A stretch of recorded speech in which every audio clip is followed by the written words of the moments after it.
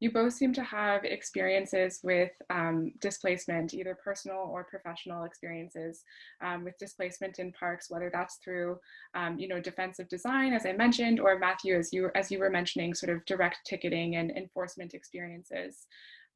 So I was wondering, and maybe we can start with you, Matthew, if you could talk a little bit about why this is harmful and why we should be moving away from these approaches. Okay.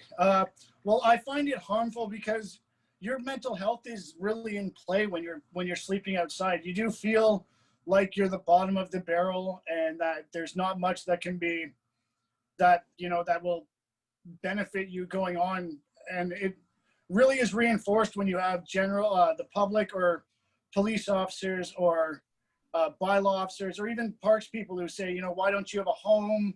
You're a healthy young person, you should have a home. And they don't understand that there's a lot of aspects that go into being homeless. And it's not just like a money situation. There's all kinds of things like, let's say you can't get along with landlords and all that other stuff. So like I keep saying, and this is the one thing I always will reiterate is, right, a place to call your own, even if it's not technically your land. Well, let's call it what it is. It's all our land. But anyways, like whether it's in a park or under a bridge or like behind a building, like that piece that you've set up for yourself, that is your space, that is your home. And, everyone needs to have at least something like that to call their own so that they can feel like they are a member of society. There's like sleeping outside is really, really tough on